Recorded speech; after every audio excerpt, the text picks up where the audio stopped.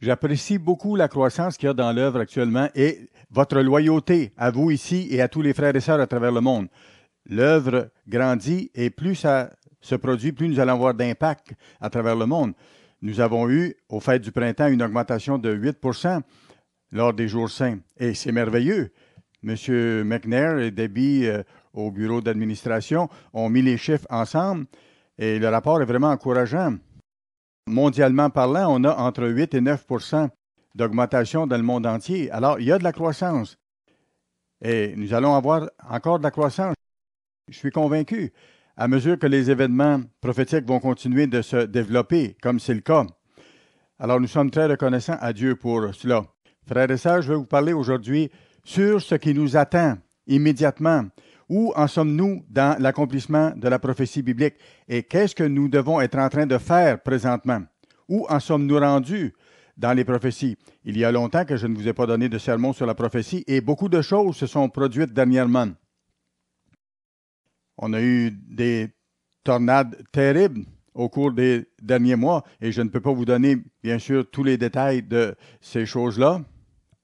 On a vu ce qu'on a appelé les renversements de gouvernement, le printemps arabe au nord de l'Afrique et au Moyen-Orient, y compris en Syrie, Bahreïn et dans les autres nations de la région. Il y a plusieurs renversements de gouvernement. En Australie, il y a eu une inondation de proportions bibliques. Il y a des milliers d'acres de production agricole qui ont été éliminés, détruits. Il y a eu une série de tremblements de terre aussi qui ont frappé en Chine, au Japon, aux Philippines,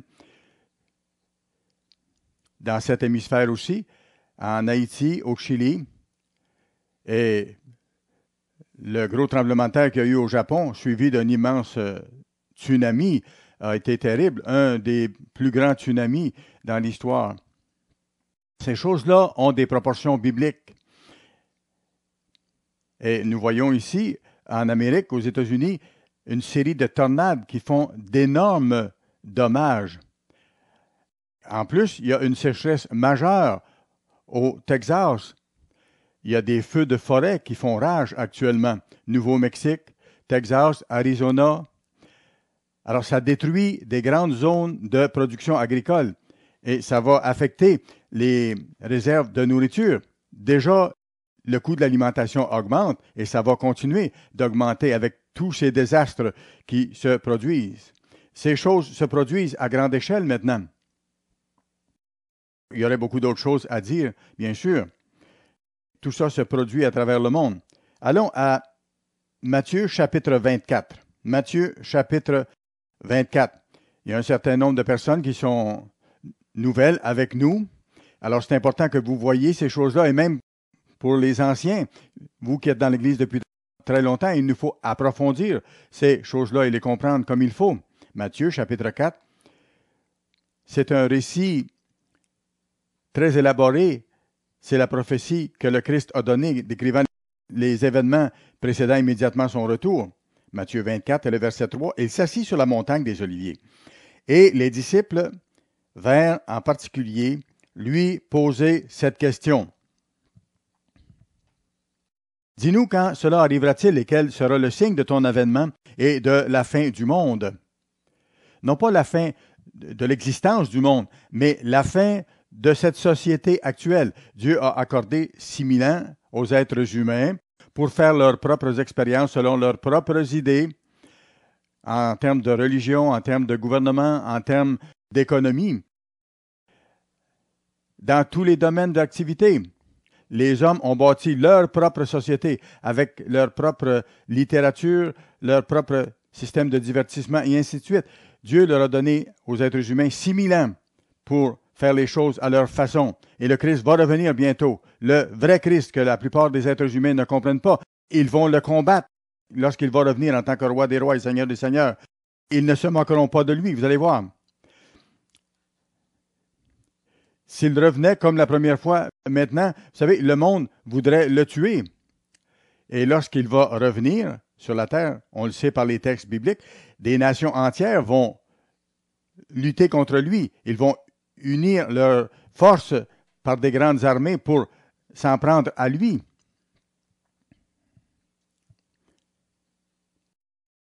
Le Christ a décrit ici ce qui va arriver, ce qui se produit sous nos yeux. Jésus leur répondit, prenez garde que personne ne vous séduise, car plusieurs viendront sous mon nom. Est-ce que ce sera un boulanger, des bouchers, des maçons qui vont venir au nom de Jésus? Non, ce sont des prédicateurs qui viennent au nom de Jésus, des faux ministres qui séduisent beaucoup de gens. Vous entendrez parler de guerre, de bruit de guerre. Gardez-vous d'être troublés. Il y aura des guerres mondiales. Il y aura des famines. La prochaine chose dont il parle ici, c'est les famines, un manque de nourriture, et c'est en train de se développer. Il y a plusieurs articles qui paraissent à ce sujet-là dans le New York Times, dans le journal de Wall Street.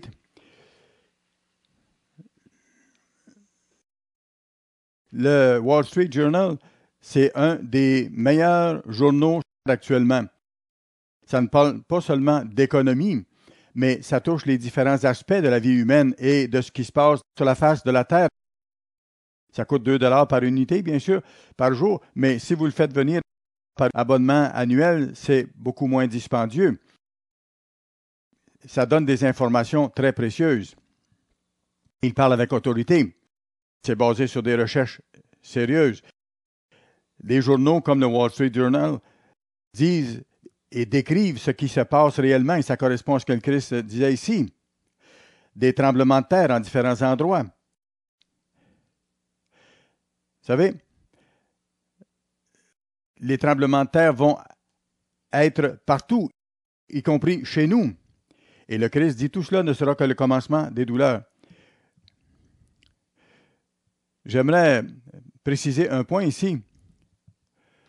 On a une bonne nouvelle, c'est que nous avons maintenant une nouvelle station de télévision en Californie qui s'appelle KCAL, et nous allons commencer à diffuser l'émission du monde de demain matin à 7 heures, heure locale. Alors ça, c'est une nouvelle formidable. Ça va couvrir la région de Los Angeles. Des millions de téléspectateurs possibles. Quand j'ai mentionné ça à certains membres, ils m'ont dit que c'est une station qui a de grandes cotes d'écoute.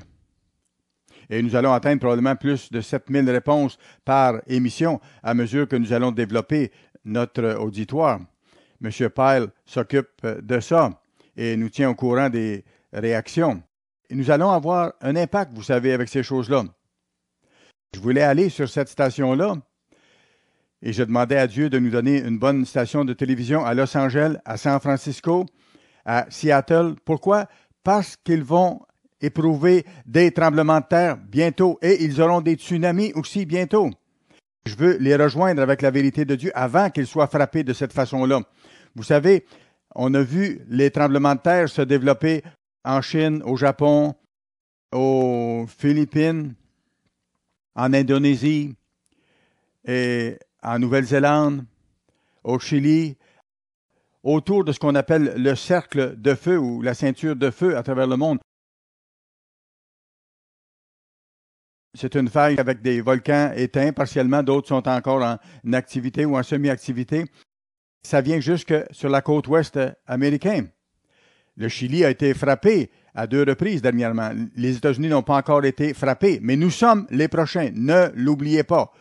Ça s'en vient bientôt sur les États-Unis. Il nous faut le reconnaître et nous devons prier pour nos frères dans ces régions afin que Dieu les protège. À San Francisco et dans la région d'Oakland, sur la côte ouest, ces choses-là, frères et sœurs, vont changer notre vie. Vont changer notre vie complètement. C'est pourquoi nous diffusons nos émissions sur la côte ouest. Demandez à Dieu avec moi de nous donner les ressources pour aller sur d'autres stations.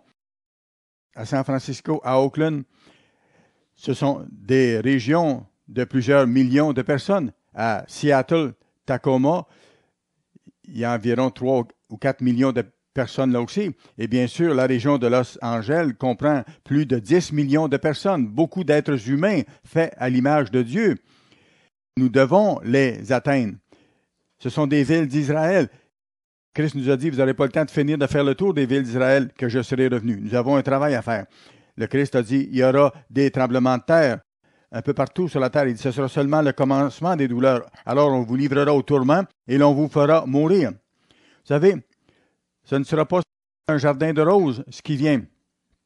À mesure que notre œuvre va grandir en puissance et en impact, il nous faut nous attendre à des persécutions. Et vous ferez mourir, et vous serez haïs de toutes les nations à cause de mon nom.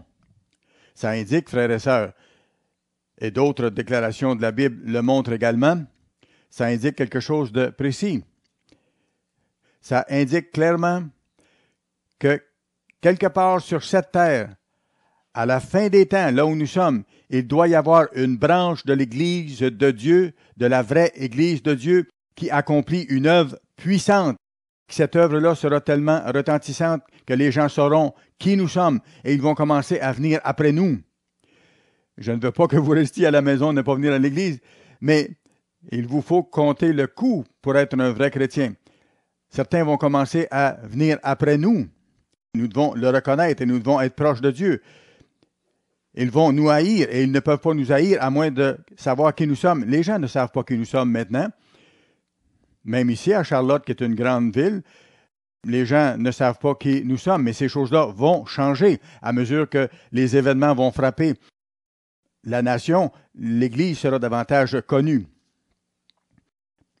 Verset 11. Plusieurs faux prophètes, pas simplement quelques-uns, plusieurs faux prophètes s'élèveront et ils séduiront beaucoup de gens. Et parce que l'iniquité se sera accrue, être contre l'autorité, on montre aux gens à ne pas obéir à l'autorité, aux professeurs, aux parents, et ainsi de suite.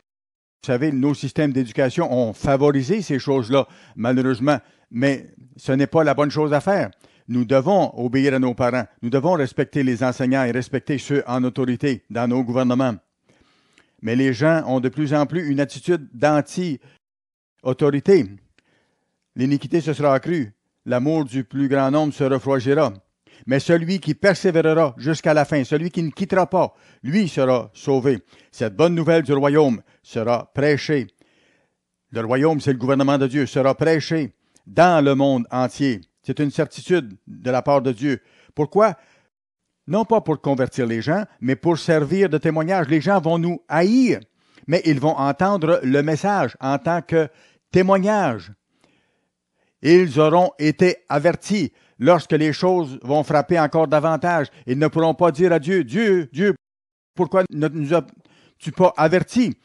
Dieu va leur dire, je vous ai avertis par mes serviteurs, par mon Église, par les missions du monde de demain.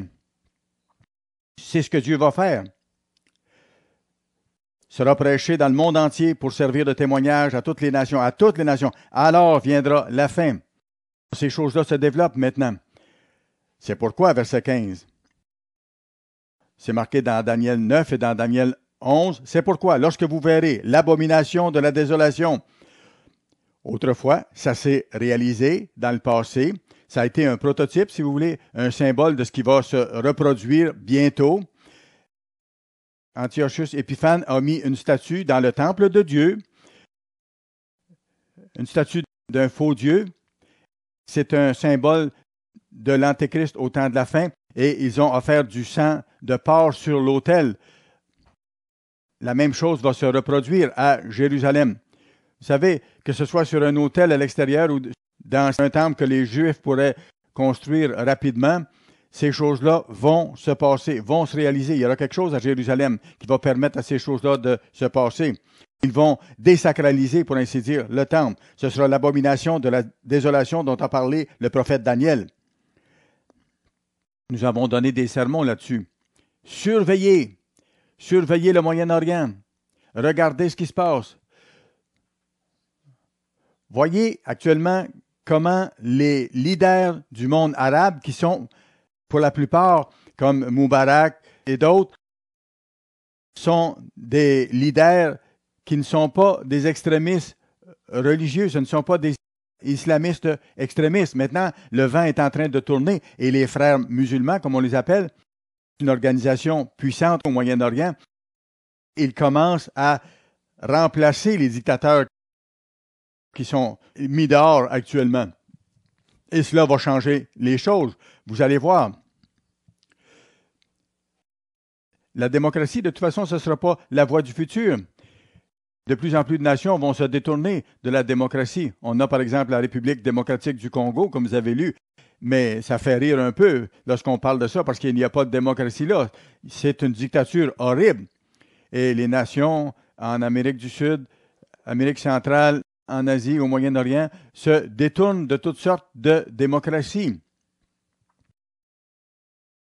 La forme finale de gouvernement, ce ne sera pas des politiciens qui promettent et qui promettent et qui promettent, qui mentent et qui ne réalisent pas leurs choses, qui profitent des gens non éduqués. C'est ce que la démocratie est. Pensez-y. Il nous faut nous préparer à la grande détresse. Réveillez-vous, et vous, jeunes gens, réveillez-vous. Soyez sur vos gardes. Ces choses-là se passent actuellement et vont se développer de façon majeure au cours des prochaines années. Je pense que les plus grandes choses qui vont se produire dans l'histoire de l'humanité vont commencer à se produire d'ici 3 à 6 ans. Rappelez-vous de mes paroles. Dans 6 ans, ce sera le printemps de 2017. Je pense qu'il y a des choses massives qui vont s'être produites d'ici là, qui vont changer votre vie entière. Vous ici et vous à travers le monde. Jeunes gens et gens plus âgés dans l'Église, votre vie va changer parce qu'il y a un Dieu réel. Et ce Dieu réel commence à intervenir comme il l'a promis. Il permet que toutes ces tornades frappent l'Amérique maintenant et il permet que des inondations de proportions bibliques se produisent en Australie et ailleurs. On vient d'avoir un grand tremblement de terre au Japon avec beaucoup de morts. Et tout ça, ça s'est passé à l'intérieur de quelques mois, je vous fais remarquer. Ça se produit très rapidement et ça va s'accroître en vélocité et en rapidité au cours des prochains mois et des prochaines années. Dieu commence à intervenir et à ébranler les nations.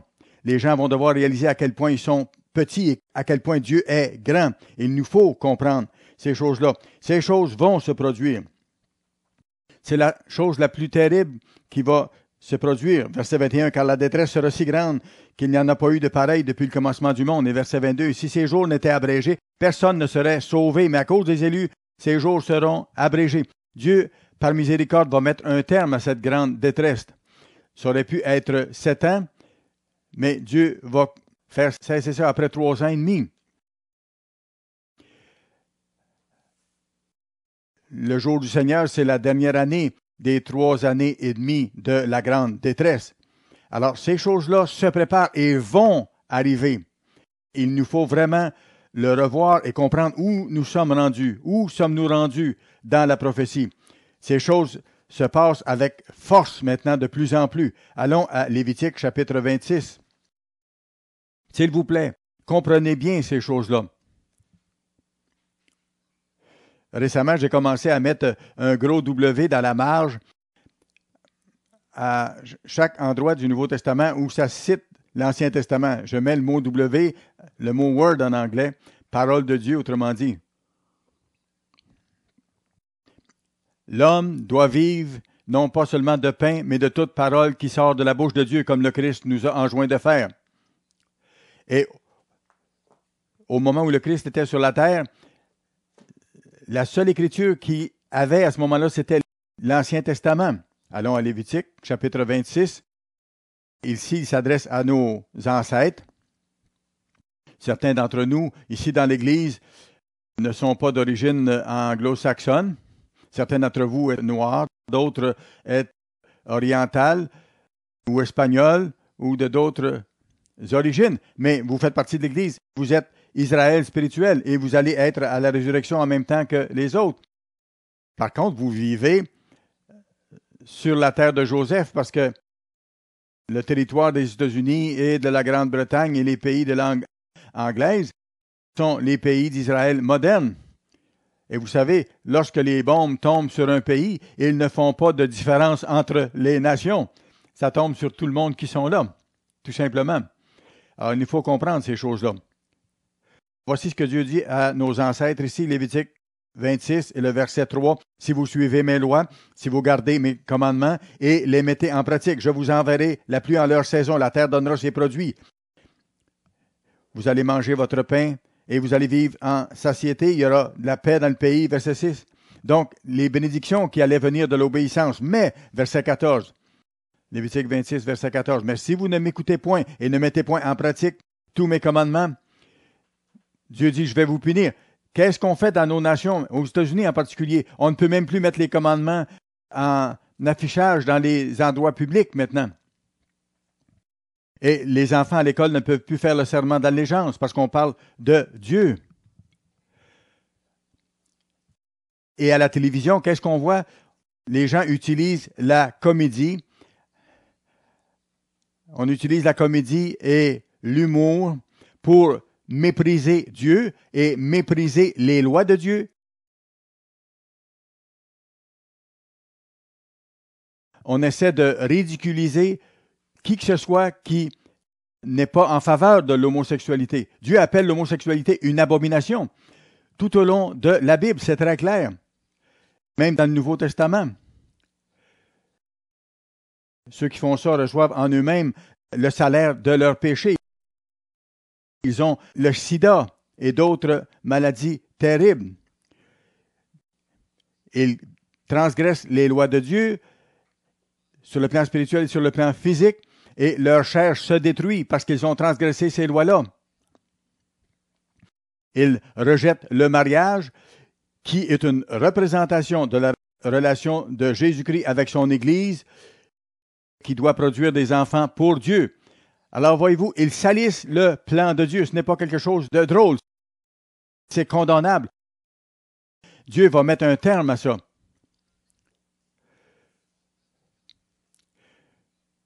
Les jeunes gens vivent ensemble sans être mariés aujourd'hui. Le prince William et sa nouvelle épouse ont eu un beau mariage.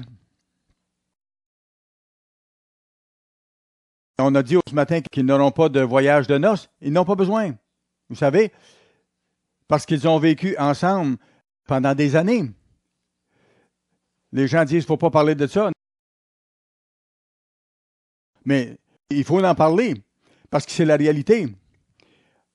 Jean-Baptiste a dit à Hérode, tu ne dois pas vivre avec la femme de ton frère. Le prince William pourrait devenir le chef de l'Église d'Angleterre et il a commencé à vivre pendant des mois avec sa fiancée avant de la marier. C'est contraire aux lois de Dieu. Et c'est quelque chose de mauvais aux yeux de Dieu. Voilà à quel point nous sommes déchus.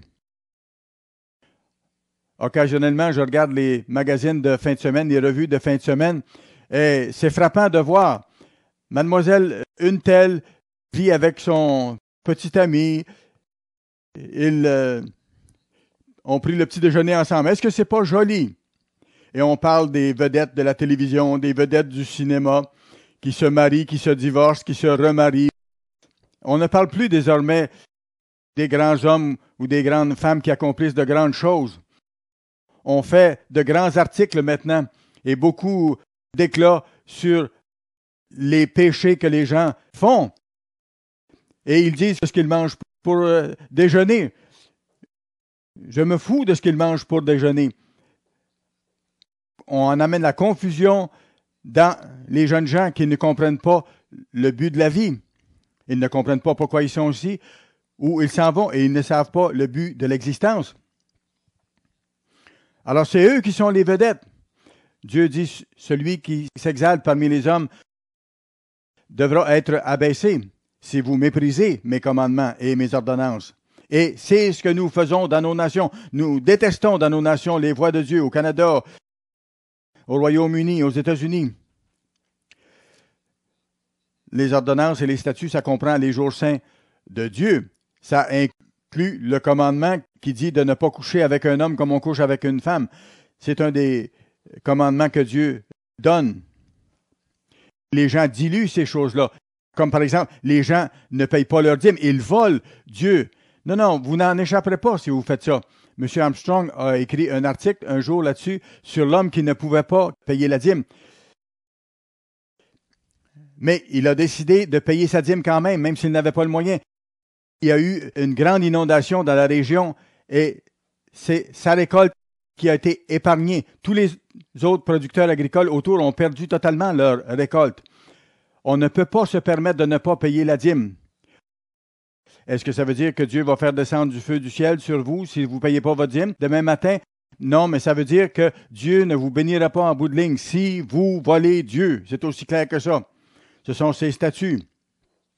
Si vous brisez mes lois, voici ce que je vous ferai. Je vous enverrai la terreur. J'enverrai sur vous la terreur. Qu'est-ce qui est arrivé en premier? Le terrorisme, le 11 septembre.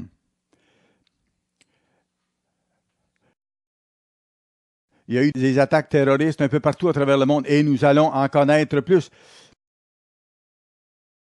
Il y a des tornades qui se multiplient et qui vont encore se multiplier. Les tremblements de terre et les autres choses, ce sera aussi des choses terribles qui font partie de la terreur qui va terroriser les gens.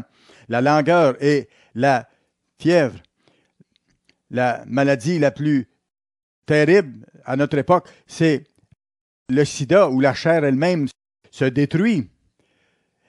Pourquoi? Parce que ça détruit le plan de Dieu et leur propre corps se détruit. Et la fièvre qui rendront vos yeux languissants et votre âme souffrante. Vous sèmerez en vain vos semences.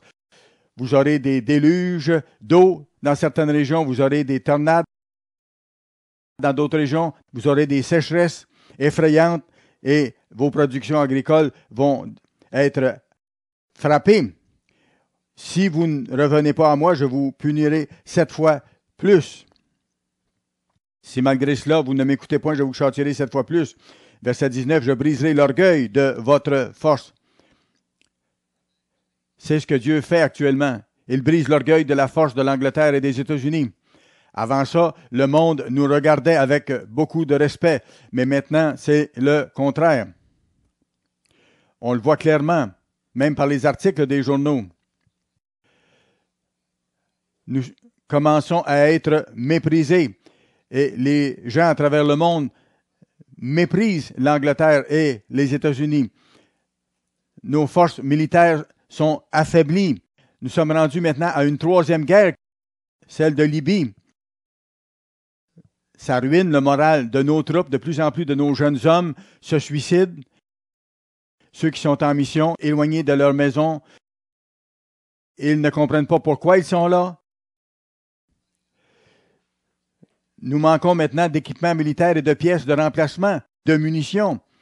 Nous allons vers la faillite. C'est ce qui se passe maintenant. Et ça va frapper très fort au cours des prochaines années, d'ici 2-3 ans.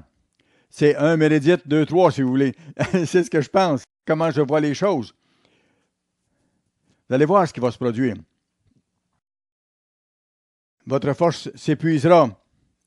Ceux qui vous haïssent domineront sur vous. Je vais rendre votre ciel comme du fer et votre terre comme de l'airain. Autrement dit, en certaines régions, il n'y aura pas de pluie. Dans Amos et dans Osée, il est clairement dit que dans certaines régions, il y aura trop d'eau. Dans certaines autres régions, ce sera la sécheresse extrême. Et Dieu a annoncé ça il y a des milliers d'années et il le fait s'accomplir maintenant. Ces choses-là vont se réaliser. Nous allons avoir des pénuries alimentaires, des émeutes pour la nourriture. Nous allons assister à des émeutes pour de l'emploi. J'espère que vous le comprenez très bien. Même si nous sommes de races différentes dans l'Église de Dieu, c'est l'Église de Dieu. Nous devons nous aimer et nous servir entre gens de races différentes dans l'Église. Notre citoyenneté à nous, ce n'est pas le gouvernement autour de nous. Notre citoyenneté est dans le ciel. Lorsque le Christ va revenir, il va amener avec lui nos récompenses. Nous honorons les leaders de nos gouvernements physiques et nous reconnaissons les bonnes choses qu'ils font parfois pour le pays, mais notre citoyenneté est dans le ciel. Nous entrons dans un temps de chaos économique. J'ai entendu une émission il y a quelques mois. C'est un programme très long qu'ils ont consacré à l'économie. Ça décrivait comment les États-Unis impriment des trillions de dollars américains et ce n'est pas appuyé sur de l'or ou sur une meilleure productivité. L'argent américain vaut de moins en moins, comme ça s'est produit dans les années 20 pour l'Allemagne. À ce moment-là, quand ça allait mal, ils ont imprimé de plus en plus d'argent. Qu'est-ce qui s'est passé? Très rapidement, après qu'ils ont commencé à faire ça, ils payaient les ouvriers même chaque heure. Et les épouses de ces hommes-là se rendaient au lieu de travail de leur mari avec des brouettes parfois. Ils prenaient tout cet argent et allaient acheter quelque chose tout de suite avant que les prix remontent à l'heure suivante. C'est là qu'Adolf Hitler est arrivé en scène. Ça l'a préparé la voie à un homme fort pour prendre le contrôle. Et ça va se passer encore une fois en Allemagne. Ici, nous allons avoir beaucoup d'inflation, peut-être de l'hyperinflation, beaucoup de pauvreté, parce qu'on imprime de l'argent de Monopoly. Vous savez, nous sommes dépendants de ceux à qui nous avons emprunté l'argent. Les Chinois pourraient nous jeter par terre les États-Unis du jour au lendemain. Certains experts prétendent qu'ils ne le feront pas parce que les Chinois veulent que nous continuions d'acheter leur production. Mais les Chinois actuellement sont en train d'acheter davantage d'or, d'acheter davantage d'argent de d'autres pays et de se défaire des dollars américains. C'est ce qui se passe au moment où je vous parle. Ils se rendent compte que l'argent américain ne vaudra plus grand-chose très bientôt. Les autres nations à qui nous devons font la même chose. Alors, l'orgueil de notre force est en train d'être brisé. Les gens qui connaissent vraiment l'économie sont en train de sortir leur fortune des États-Unis. Et Dieu dit, verset 21, « Si vous me résistez et si vous ne voulez point m'écouter, je vous frapperai 7 fois plus selon vos péchés. » Et là, il décrit d'autres choses qu'il va faire. Et après, il y aura des sécheresses encore plus grandes. Les gens vont littéralement mourir de faim. Il y aura malheureusement même du cannibalisme dans nos pays. Ces choses-là commencent à se développer dans cette direction-là. En outre, le militantisme islamique augmente et c'est en train de s'étendre à travers le monde. Ça devient très fort en Europe, vous savez, dans les pays d'Europe. Vous savez, les pays d'Europe commencent à s'élever contre ce qui se passe dans leur pays en ce qui concerne la religion islamiste. En Suisse, le pays ne permet plus de construire aucune mosquée et ça irrite les musulmans. Le président Sarkozy a fait passer une loi comme de quoi les femmes en France ne doivent plus porter la burqa, ce costume ridicule. Il garde les femmes en prison sous cet amas de tissu. Certaines femmes même veulent le porter, mais ils ne connaissent pas la vérité. La réaction des pays européens par rapport à ces situations-là vont irriter les nations arabes. Et les nations arabes vont s'unir dans ce contexte-là. Comme je vous ai dit, les leaders séculiers des nations arabes sont en train d'être mis dehors et vont être remplacés de plus en plus par des leaders militants islamiques, extrémistes. Ils vont imposer la charia. Ces gens-là haïssent les Occidentaux, ils veulent nous tuer et ils veulent tuer les gens qui n'appartiennent pas à leur religion. C'est horrible. À un moment donné, il y aura une réaction des pays arabes. Les pays arabes vont s'unir et vont provoquer la bête en Europe. Parce qu'on sait qu'il y a 10 nations qui vont former la dernière résurrection de l'Empire romain en Europe. L'Europe sera très puissante militairement et elle va fondre sur les pays islamiques. Alors, surveillez les frères musulmans et les autres musulmans extrémistes prendre le contrôle au nord de l'Afrique et au Moyen-Orient. Tout ça va amener le fait qu'il y aura le roi du Sud, que va apparaître un leader de ces religions-là. Je ne prétends pas qu'il va apparaître d'ici 1, 2 ou 3 ans, mais au moins dans 3 ans ou plus d'ici. J'ai déjà vu quelqu'un qui me faisait penser à ce personnage-là. Je me rappelle de Gamal Abner Nasser, le chef de l'Égypte en 1963. Partout où on allait en Égypte, j'étais là à ce moment-là, on allait dans les magasins ou on sortait d'un salon de barbier ou d'un hôtel et on entendait chaque soir une voix qui criait dans les haut-parleurs « Israël, Israël ». C'était Nasser, le chef de l'Égypte, qui disait « Jetez, poussez les Juifs dans l'océan, détruisez les Juifs ». On a demandé aux gens qu'est-ce qu'ils disaient. Les gens étaient un peu mal à l'aise de nous le dire, mais ils nous ont expliqué ce que ça voulait dire. Et ça va commencer à se développer encore une fois. Les gens au Moyen-Orient vont continuer à appeler encore plus fortement l'Amérique le grand Satan parce qu'ils nous haïssent, ils haïssent les États-Unis parce que les États-Unis ont un meilleur système. Et notre façon de vivre ou nos voies de vie sont plus faciles, notre style de vie est plus facile, et surtout par le fait aussi que nous supportons les Juifs, et ils détestent les Juifs, donc ils détestent ceux qui sont associés aux Juifs, si vous voulez. Alors, ils vont nous haïr, ils vont vouloir nous tuer. On brûlera des drapeaux davantage des États-Unis au Moyen-Orient. On tuera encore davantage de voyageurs étrangers qui vont dans ces régions-là. Ces choses-là vont se produire. La bête est en train d'apparaître. Au début, il y avait seulement 6 nations. Et les gens se moquaient de ce que nous annoncions il y a plusieurs dizaines d'années. Les gens disaient, ah, ils ne sont pas 10, ils sont 6. Maintenant, ils sont 27 en Europe. Et là, les gens se moquent en disant, ils ne sont pas 10. Mais écoutez, en bout de ligne, 10 nations, un noyau de 10 nations fortes vont s'unir. Et ce sera la bête qu'on voit dans Apocalypse 17. Cette puissance sera la puissance qui va dominer sur le monde. Plusieurs soi-disant experts ou érudits pensent que le 21e siècle est le siècle de la Chine, mais ce n'est pas le cas, absolument pas. Ce ne sera pas le siècle de la Chine, ce ne sera pas non plus le siècle de l'Europe, sauf pour quelques brèves années, mais ce sera le siècle du Christ lorsqu'il va revenir et qu'il va établir son gouvernement sur toute la terre. Il nous faut comprendre ces choses-là. Comment est-ce que j'ose dire ça? Parce que la Bible le dit clairement. Veillez et regardez ces choses-là se développer sous vos yeux.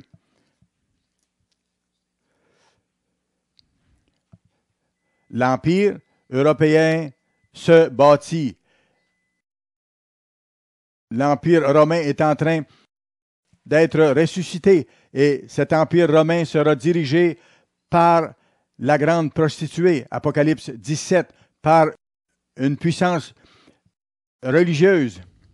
L'Église catholique n'a pas un grand pouvoir physique, mais elle va contrôler la bête, l'Empire romain, ce qu'elle a fait au Moyen Âge et ce qui a amené des tortures, un martyre incroyable et beaucoup de destruction.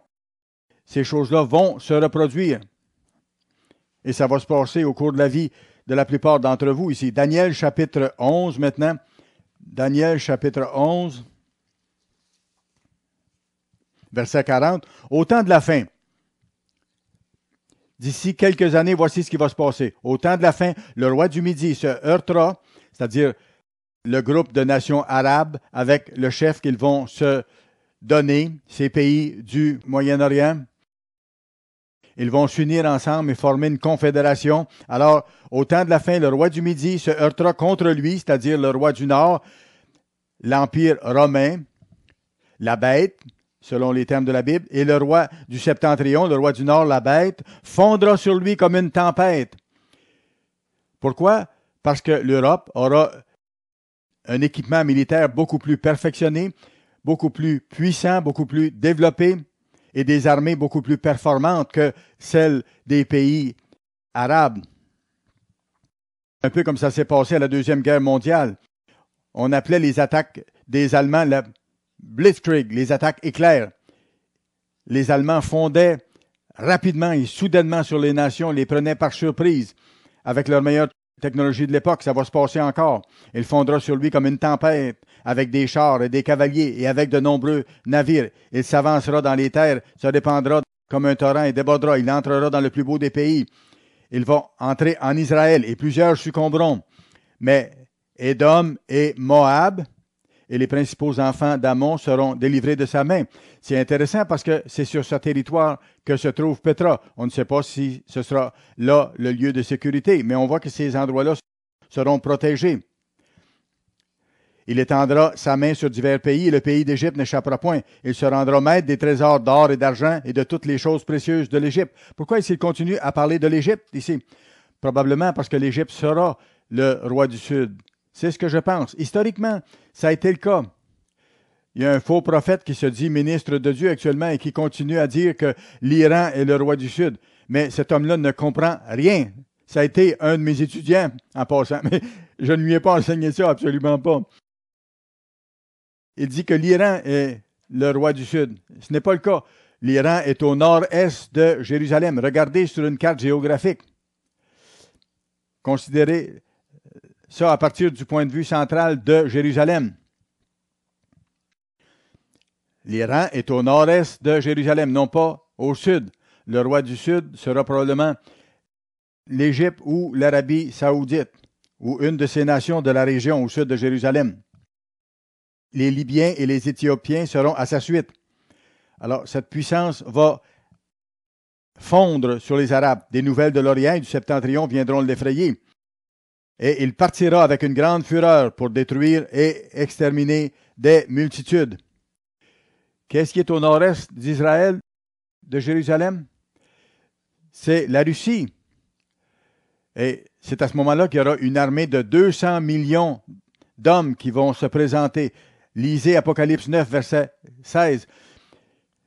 Cette région du monde auront une peur bleue de la bête et de ce qu'elle est en train de faire. Probablement la Chine, une partie des Indes, peut-être toutes les Indes, et la Russie, avec leur grande population, vont être capables de mettre en marche une armée de 200 millions d'hommes. Il partira avec une grande fureur pour détruire et exterminer des multitudes. C'est la bête qui fera ça. Il dressera les tentes de son palais entre les mers vers la glorieuse et sainte montagne, puis il arrivera à la fin sans que personne ne lui soit en aide. Apocalypse 19, verset 20, décrit ce qui se passe à ce moment-là.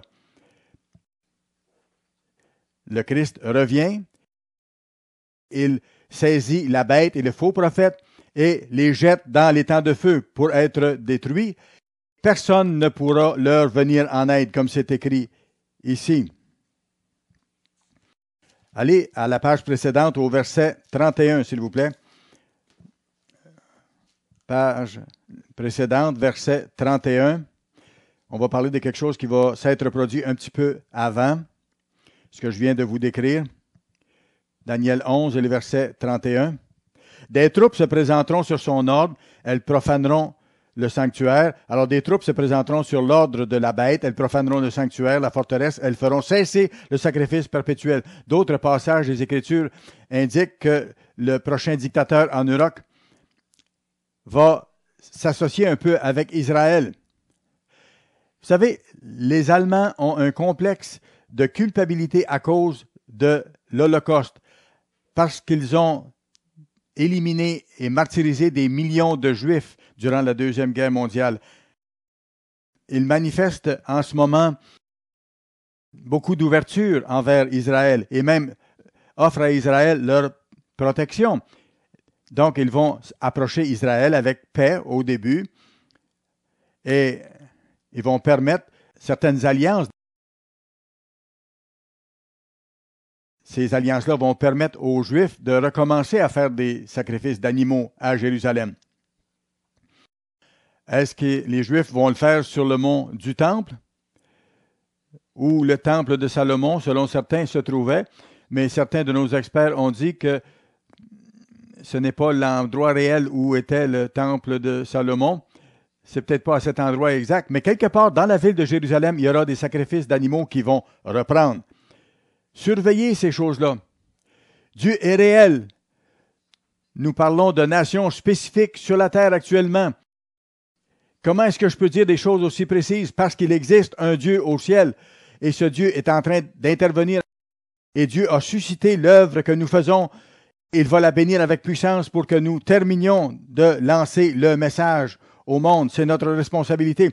Dieu veut que nous atteignions ces gens pendant que nous pouvons les atteindre avec le message. Alors, les sacrifices d'animaux vont reprendre.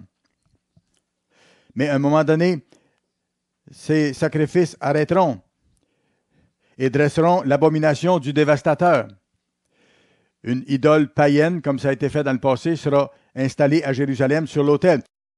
La bête séduira par des flatteries les traîtres de l'alliance, mais ceux du peuple qui connaîtront leur Dieu agiront avec fermeté, c'est-à-dire, selon l'original, feront des exploits. Nous devons être ces gens-là, frères et sœurs. Pensez-y. Nous vivons au temps de la fin. Le Dieu des cieux, le Dieu de la Bible, commence à intervenir maintenant au niveau de la température. Il fait en sorte que les nations de langue anglaise et les États-Unis sont en déclin majeur actuellement. Nous nous sommes détournés de Dieu. C'est Dieu qui nous a donné toutes les bénédictions que nous avons. Nous nous sommes détournés de Dieu. Nous avons gagné la victoire de notre dernière guerre dans le passé.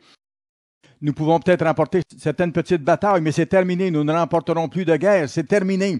Nous nous sommes détournés de Dieu. Dieu s'est détourné de nous. Dieu va permettre à ces gens d'accomplir de grands exploits au temps de la fin.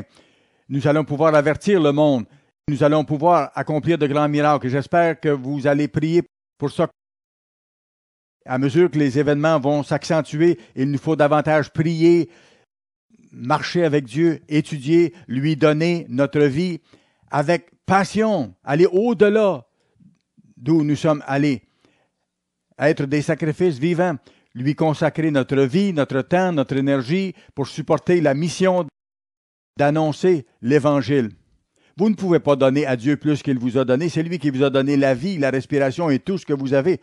Alors Dieu veut que nous accomplissions son œuvre. Demandons-le encore. Dieu va nous donner des forces spéciales pour chasser les démons, pour discerner les choses, pour guérir les malades à un niveau plus grand que ça a été fait auparavant. Pas parce que nous sommes bons, mais parce que Dieu est bon et c'est son temps. Dieu fait les choses en son temps et quand c'est le temps, il agit. Les apôtres du Christ n'étaient pas nécessairement plus justes que Jean-Baptiste. Et Jésus a dit de Jean-Baptiste qu'il n'y avait pas de plus grand prophète que lui, mais la parole de Dieu nous dit que Jean-Baptiste n'a accompli aucun miracle, aucun signe. Combien de miracles Jean-Baptiste a-t-il accompli? 0. Pourquoi? Ce n'était pas le temps de Dieu encore. Récemment, nous avons eu plusieurs guérisons. Et j'en ai été témoin moi-même de plusieurs dans le passé aussi. Mais il n'y en a pas autant qu'il y en a eu au temps apostolique et pas aussi rapidement que nous le désirons. Mais ça va changer, je le crois vraiment. Si nous, en tant qu'Église, nous nous mettons à genoux et si nous nous consacrons à Dieu avec un zèle sans précédent et que nous le supplions de bénir son Église, son œuvre, et que nous lui demandons de nous utiliser avec force pour terminer le travail, nous allons faire les exploits dont il est question ici. Verset 33, « Et les plus sages parmi eux donneront instruction à la multitude. Il en est qui succomberont pour un temps à l'épée et à la flamme et à la captivité et au pillage. Serons-nous persécutés? Oui, nous serons persécutés. » Je demande à chacun d'entre vous d'y penser d'avance et de prier Dieu pour cela. Vous savez, j'ai eu à y penser et je le considère. Si 2 policiers viennent me chercher à la maison, j'espère que mon épouse est prête à cela. Je dois me préparer à cela. Ma première réaction serait peut-être de résister ou de crier, mais si c'est des vrais officiers de police, je devrais les suivre, tout simplement. Et je serai peut-être en prison, peut-être qu'ils nous mettront en prison, peut-être qu'ils nous battront et nous feront souffrir, je sais ces choses-là, et j'espère que vous le savez, que vous le réalisez. Ça va se passer pour quelques-uns d'entre nous avant que tout soit terminé. Il nous faut nous y préparer. Notre vie appartient à Dieu, ce n'est pas la nôtre. Nous lui avons donné, nous allons être testés.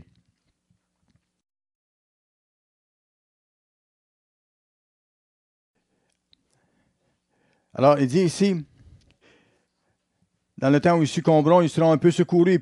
Plusieurs se joindront à eux par hypocrisie. Certains vont se joindre à nous pour sauver leur peau, et peut-être qu'il y aura des espions parmi nous. Mais il dit ici, la fin n'arrivera qu'au temps marqué.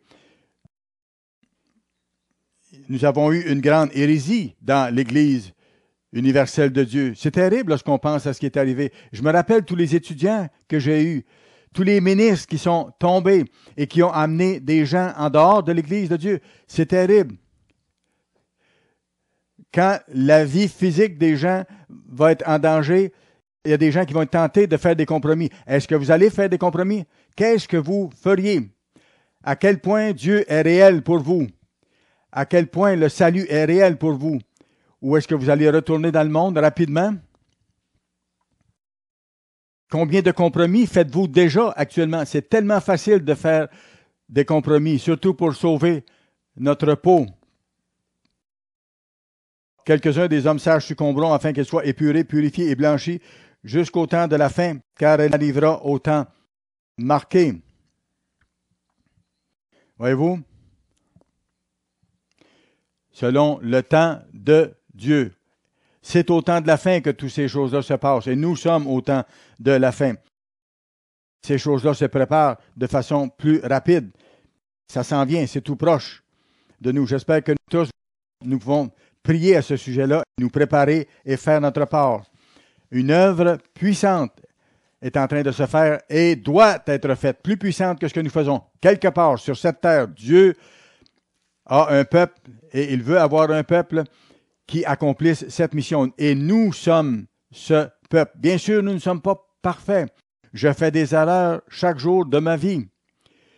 Par contre, je n'ai jamais fait de grandes erreurs pour mettre l'œuvre en péril.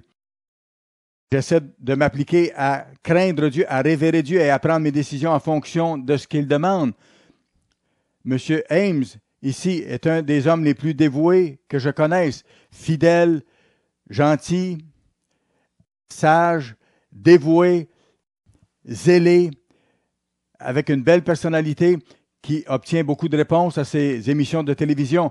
C'est celui que j'ai désigné pour me succéder s'il m'arrive quelque chose. Et M. Ames et moi, nous avons considéré la possibilité de 2 ou 3 hommes aussi si nous décédons tous les deux pour que quelqu'un prenne la relève. Je nomme pas personne, bien sûr, pour que vous pensiez qui ça pourrait être. Non, non, on a pensé à 3 ou 4.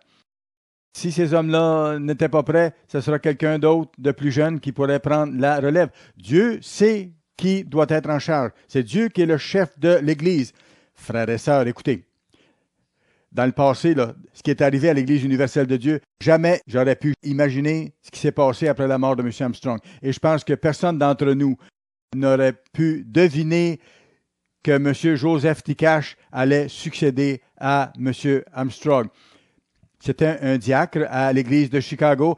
C'est un homme qui était limité comme possibilité. Je ne vais pas vous donner les détails, mais je le connaissais très bien.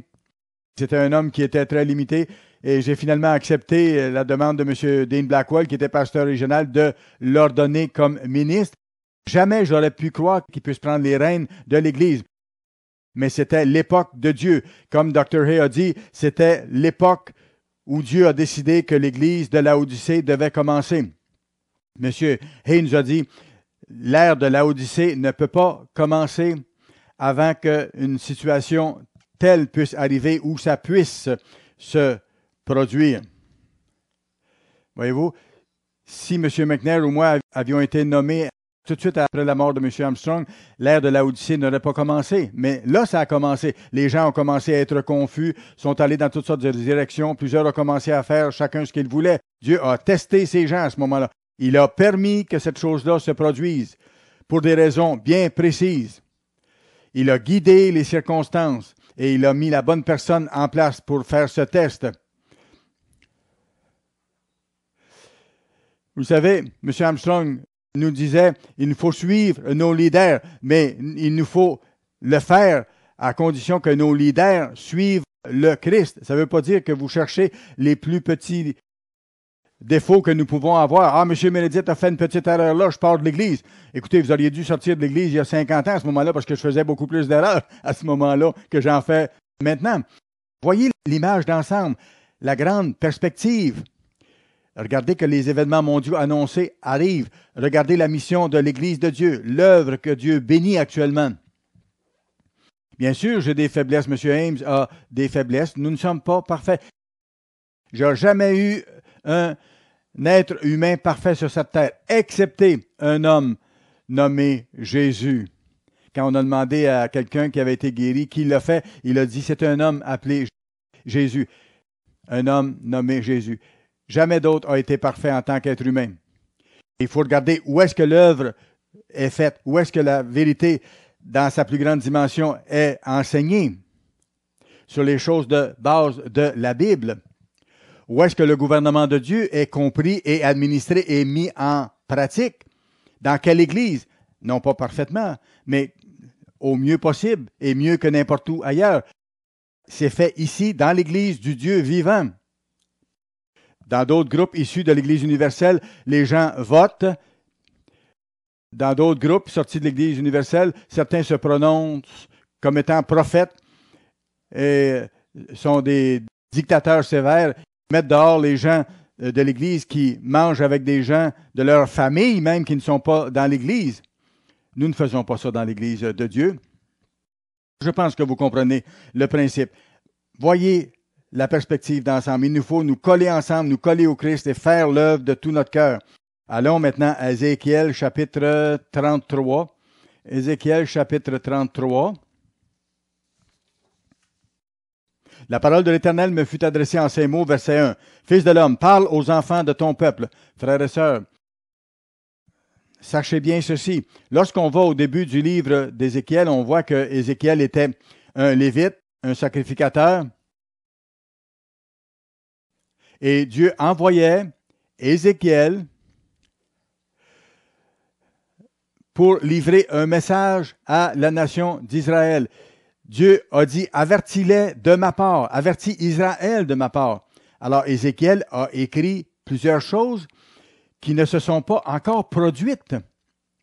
Parce qu'au moment où Ézéchiel a écrit, c'était longtemps après qu'Israël eût été amené en captivité. Alors il était déjà en captivité. Voyez-vous, Ézéchiel a vécu entre 593 et 571 avant Jésus-Christ, c'est-à-dire il a écrit dans cette période-là. Et la captivité d'Israël s'est faite en 721 avant Jésus-Christ. Alors, voyez-vous, Israël avait été amené en captivité plus de 120 ans avant qu'Ézéchiel prophétise. Et quand Ézéchiel dit Israël et la maison d'Israël et toute la nation d'Israël, comme il dit à 2 reprises, va aller en captivité, ça ne s'est jamais produit. Donc, de quoi parle-t-il? Ça parle de ce qui s'en vient bientôt au temps de la fin. Ça a été écrit pour le temps de la fin. C'est quelque chose qui doit arriver au cours de la vie de la plupart d'entre nous, si nous sommes encore vivants. Voilà ce qui va se passer, ça ne s'est pas produit encore. Fils de l'homme, parle aux enfants de ton peuple, dis-leur, lorsque je fais venir l'épée sur un pays et que le peuple du pays prend dans son sein un homme et l'établit comme sentinelle. M. Armstrong dit qu'ils ont fait ça envers lui, ils l'ont soutenu financièrement, les gens l'ont soutenu par leurs prières, et c'est ce que vous faites envers nous, qui sommes les leaders de l'Église aujourd'hui. Vous nous soutenez, et je vous en remercie beaucoup. Sans ça, on ne pourrait pas fraîcher l'Évangile. Si on meurt en le faisant, très bien, notre vie appartient à Dieu. Si cet homme voit venir l'épée sur le pays, sonne de la trompette et avertit le peuple, verset 3. Nous devons avertir les gens avec le plus de force possible. Et je veux que nous développions la force de l'œuvre le plus possible. Mais il faut que j'aille avec sagesse. Certains me disent, pourquoi ne parlez-vous pas plus directement et plus fort dans les émissions de télévision? Il nous faut être sages comme des serpents et doux comme des colombes, parce que si nous allons trop fort, il faut y aller jusqu'à un certain point, mais pour rester encore à la télévision, pour que la porte reste ouverte, il ne faut pas aller trop loin non plus. Nous parlons plus fort, bien sûr, dans nos campagnes de conférences pour nos abonnés ou sur le site Internet. Il y aura des espions qui vont venir à l'Église. Vous êtes peut-être un espion qui est assis avec le membre de l'Église. C'est difficile pour vous, pas pour moi. Dieu va me protéger. Vous ne pouvez rien me faire, à moins que ce soit la période que Dieu ait pourvue pour moi, à moins que ce soit la volonté de Dieu. Vous ne comprenez pas la vérité si vous faites ça et vous êtes plus en danger que moi. Dieu a fait de certains ses sentinelles. Et si quelqu'un entend le son de la trompette et ne le laisse pas avertir, et que l'épée vienne le surprendre, son sang sera sur sa tête. Verset 6. Si la sentinelle voit venir l'épée, M. Ames et moi et les autres ministres, on voit l'épée venir et nous avertissons les gens. Et ne sonne pas de la trompette. Et il nous faut avertir les gens avec force. Et nous leur disons, réveillez-vous, réveillez-vous en Amérique, en Angleterre et dans les autres pays. Si le peuple n'est pas averti et que l'épée vienne enlever à quelqu'un sa vie, celui-ci périra à cause de son iniquité, mais je redemanderai son sang à la sentinelle. Nous avons responsabilité devant Dieu de publier ce message avec force. Et frères et sœurs, vous faites partie de l'équipe de la Sentinelle. M. Armstrong l'a dit. C'était un homme de Dieu. Et nous soutenions son bras. Et vous soutenez nos bras. Vous soutenez les bras de vos leaders par vos prières, par vos encouragements, par vos dîmes, par l'aide directe que certains apportent en servant dans l'œuvre de toutes sortes de façons. Et toi, fils de l'homme, verset 7, je t'ai établi comme sentinelle sur la maison d'Israël. Tu dois écouter la parole qui sort de ma bouche et les avertir de ma part. Nous avertissons les nations pour Jésus-Christ, le chef de l'Église. Alors, il nous faut nous impliquer en cela de tout notre cœur. Il nous faut être vraiment engagés et il faut que nous soyons tous engagés dans l'Église, que nous ayons le courage qu'il faut et aller au-delà de ce que nous faisions avant. Prier, jeûner, sacrifier nos vies, un peu comme la pauvre veuve que le Christ cite. Il dit, la pauvre veuve qui a mis 2 sous dans le tronc du temple a donné davantage parce qu'elle a donné de son nécessaire, alors que des gens riches ont donné simplement leur superflu. Et Dieu a honoré cette dame en écrivant ce récit dans la Bible. Nous avons la possibilité de soutenir son œuvre, de servir Dieu et de lui donner notre vie. Il faut préparer un peuple pour Dieu au temps de la fin. Nous devons vous préparer à être des rois et des enseignants dans le monde à venir. Et la fin approche. Allons maintenant à Apocalypse. Apocalypse, nous allons aller à Apocalypse chapitre 2 et le verset 26. 2, 26. Il nous faut réfléchir à cela. Nous sommes au temps de la fin. À celui qui vaincra. Il ne faut pas simplement s'asseoir et attendre que le Christ revienne. Absolument pas. Vous croissez, vous développez la connaissance, vous vainquez, vous développez le caractère de Dieu. À celui qui vaincra et qui gardera jusqu'à la fin mes œuvres. Il y a des œuvres à faire, il y a des actions à poser. À lui, je donnerai autorité sur les nations. Est-ce que Dieu va vous donner grande puissance si vous faites simplement attendre? Non, il faut persévérer jusqu'à la fin par la prière, par le jeûne, en payant les dîmes, en donnant des offrandes, au-delà même de ce que vous faisiez, aider les autres, servir, encourager les gens, prier pour les gens, leur téléphoner, leur écrire, avoir un impact. À celui-là, je donnerai autorité sur les nations. Verset 27. Il les pètera avec une verge de fer. Voyez-vous, nous allons aider les gens d'une façon incroyable. Ils n'auront jamais vécu ça. Les gens vont pleurer de joie. Ces centaines de millions d'êtres humains qui pourront avoir la chance d'entrer dans la famille de Dieu à ce moment-là. Nous aurons la possibilité de servir les nations. Allons à Apocalypse chapitre 5 maintenant. Ça parle de la prière des saints au verset 8. Les saints chantaient un nouveau chant. Verset 9, ils chantaient un cantique nouveau en disant, tu es digne de prendre le livre et d'en ouvrir les sceaux, car tu as été immolé et tu as racheté pour Dieu par ton sang des hommes de toute tribu. Nous avons pris la Pâque, comme chaque année. Ne l'oublions pas. Comme j'ai dit avant, nous sommes l'Église des rachetés. Nous ne sommes pas l'Église des bons. Nous sommes l'Église des rachetés, des pardonnés. Chacun d'entre nous a dû être pardonné. Chaque jour, nous devons être pardonnés encore de nos faiblesses que nous sommes en train de vaincre. Nous avons été rachetés par le sang du Fils même de Dieu. Et nous avons été rachetés dans l'Église à partir de toute tribu, toute langue, de tout peuple, de toute nation.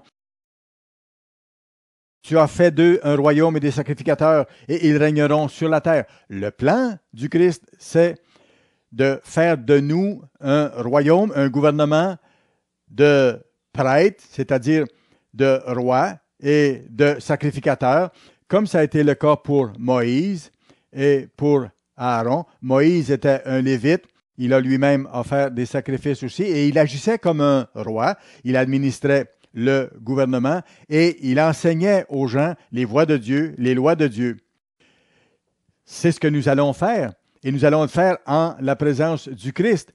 Et d'une certaine façon, ça a été le cas de Moïse aussi, parce que Moïse a pu voir le Christ face à face, le Christ qui était le Dieu de l'Ancien Testament. Dans le monde à venir, le Christ va nous montrer exactement à avoir soin des nations et à en prendre soin de bonne façon. C'est pour ça que maintenant, il faut développer le caractère de Christ. Et il nous faut nous nourrir de la parole de Dieu qui est le Christ en écrit. Lorsque viendra le temps, dans le monde à venir, le Christ fera les derniers petits ajustements pour nous aider à régner de bonne façon, pour que nous le fassions de façon parfaite. Il nous aura donné un corps spirituel parfait et nous allons pouvoir régner de façon parfaite avec son aide.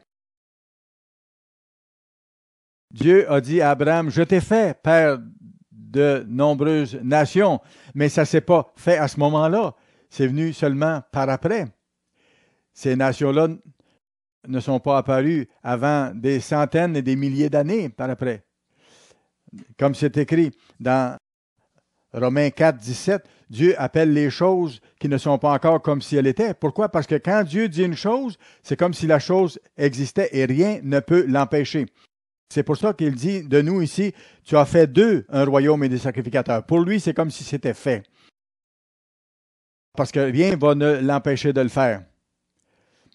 Nous allons pouvoir amener la paix et la joie à la terre entière. Nous allons régner sur la terre. Comment est-ce que nous allons faire ça? Nous sommes en train d'être préparés. Nous nous impliquons dans l'œuvre de Dieu. Et il y a des hommes qui suivent les cours de leadership.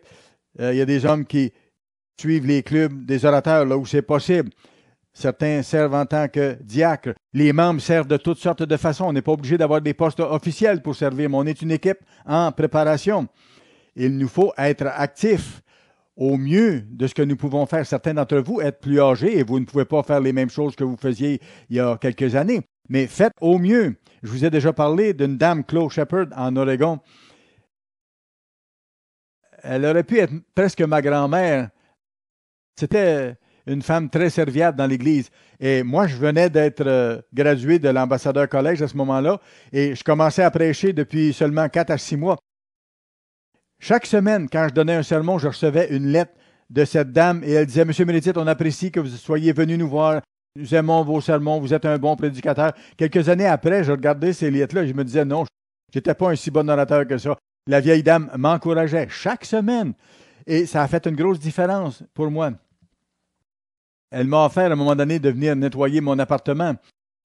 Elle disait « Vous avez besoin que j'aille nettoyer votre appartement? » Je disais « Non, non, madame. » La semaine suivante, elle m'a offert la même chose encore. La semaine suivante, elle s'est présentée avec une autre dame sans que je lui demande. Et elle est arrivée avec un seau, un balai, des éponges. Et elle a dit « On est ici pour vous aider. » Et elle est venue nettoyer mon appartement. Elle a trouvé de la poussière que moi, je n'avais pas vue. Vous savez, les jeunes hommes en appartement ne font pas attention à ces choses-là. Elle aidait tout le monde de toutes sortes de façons. Il y a plusieurs choses que vous pouvez faire. Regardez les besoins autour. Sans que vous ayez un poste, vous pouvez servir de toutes sortes de façons. Il y a des jeunes femmes qui ont des enfants. Encouragez ces jeunes femmes-là. Allez les aider. Gardez les autres enfants aux besoins. Allons à 1 Corinthiens maintenant, chapitre 6. 1 Corinthiens, chapitre 6, s'il vous plaît. Alors, il y a toutes sortes de façons par lesquelles on peut servir comme ça, les autres. Un coup de téléphone, une petite lettre, un mot d'encouragement. 1 Corinthiens, chapitre 6. On se prépare. L'un d'entre vous, lorsqu'il a un différend avec un autre, ose-t-il aller plaider devant les injustes et non devant les saints? Pourquoi est-ce que vous iriez dans le monde à une cour mondaine? Pourquoi? C'est la façon dont vous voyez les choses auparavant, mais si vous êtes vraiment converti, comment pourriez-vous penser encore comme ça? Verset 2, ne savez-vous pas que les saints jugeront le monde, et si c'est par vous que le monde est jugé, êtes-vous indigne de rendre le moindre des jugements? Il y a des hommes dans l'Église de Dieu à qui vous pouvez faire confiance, sûrement, à qui vous pouvez faire confiance beaucoup plus que les juges dans le monde, vous savez. Je fais des blagues avec M. League ici à ce sujet-là. Mais écoutez, vous avez des ministres qui sont là pour ça. Je me rappelle, le juge Wiseman a pris en charge l'Église universelle de Dieu au moment où il y a eu un contrôle judiciaire imposé sur l'Église et il a dit « Je suis ici au nom de l'État pour diriger l'Église, mais je ne fais pas partie de votre Église. Je suis juif, je ne suis pas de votre foi. Alors je vais désigner un tel pour cette fonction-là. » On entend parler des juges de toutes sortes de façons. On voit toutes sortes d'articles dans les journaux. Écoutez, il faut développer cette foi à savoir que le Christ est le chef de l'Église. C'est lui qui dirige les ministres. Si quelqu'un vous dit de faire quelque chose de contraire aux 10 commandements, vous ne le faites pas. Bien sûr, faites confiance au Christ qui dirige son ministère. Et le Christ nous le montre dans plusieurs écritures de la Bible. Si vous voyez que l'Église est l'Église de Dieu et qu'elle accomplit la mission, suivez cette Église-là, suivez ses dirigeants pour autant qu'ils suivent le Christ et qu'ils continuent d'accomplir l'œuvre. Alors, êtes-vous donc incapable de prendre le moindre jugement? Ne savez-vous pas, verset 3, que nous jugerons les anges et nous ne jugerions pas, à plus forte raison, les choses de cette vie?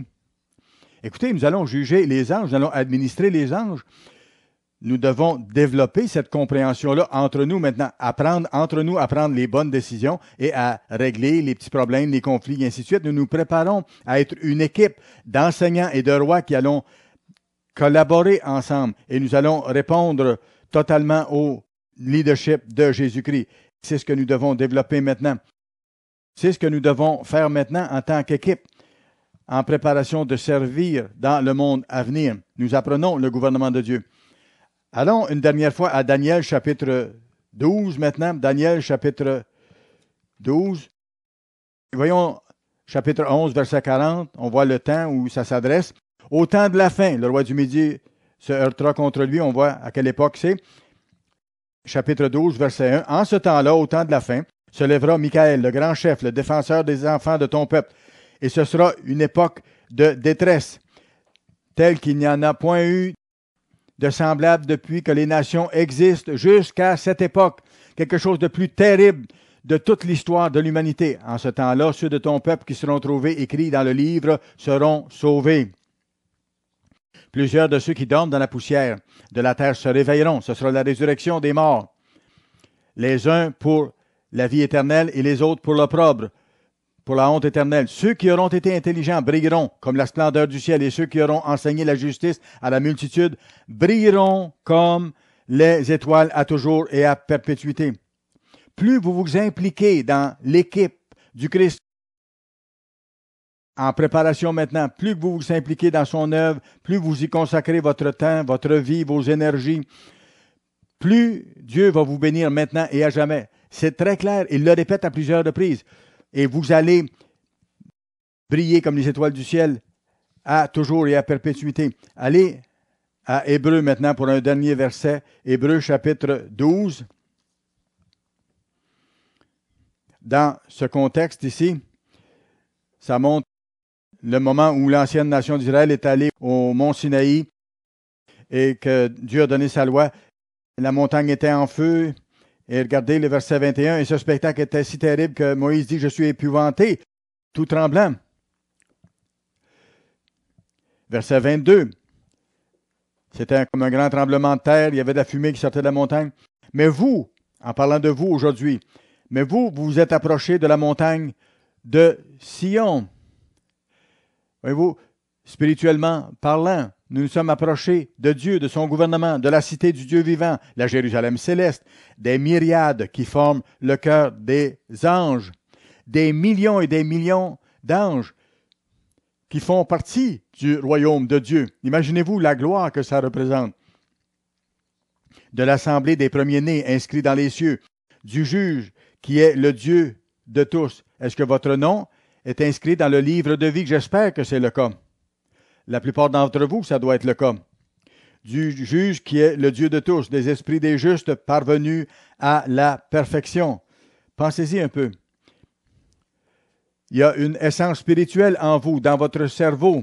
Quand vous mourrez, le corps disparaît, retourne en poussière. Mais cette essence spirituelle, l'esprit dans l'homme retourne à Dieu.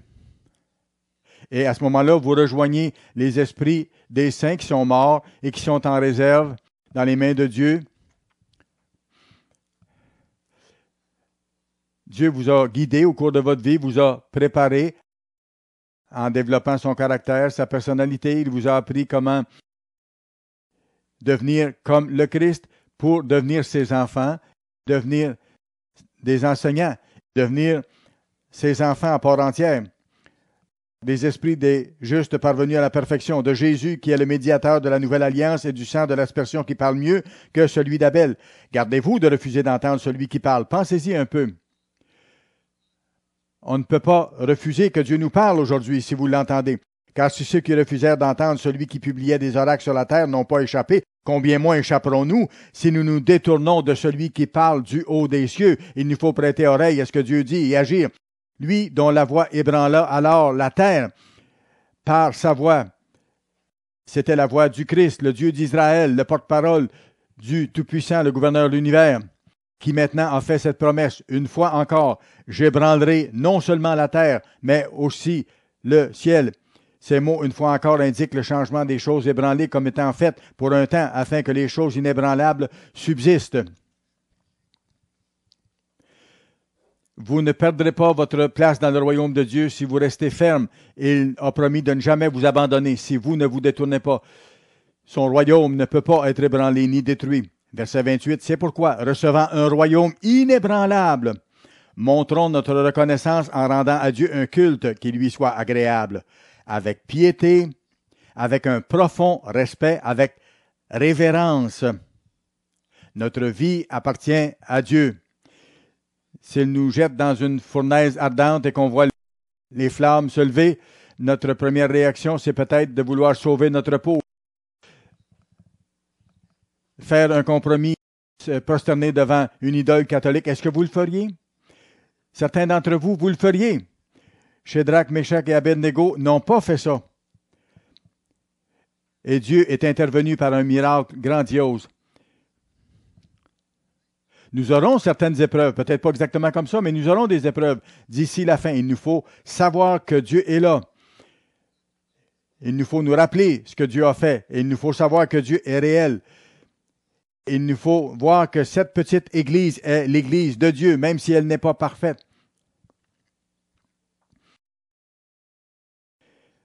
Alors, il nous faut rendre à Dieu un culte qui lui soit agréable, avec piété et avec crainte, car notre Dieu est aussi un feu dévorant.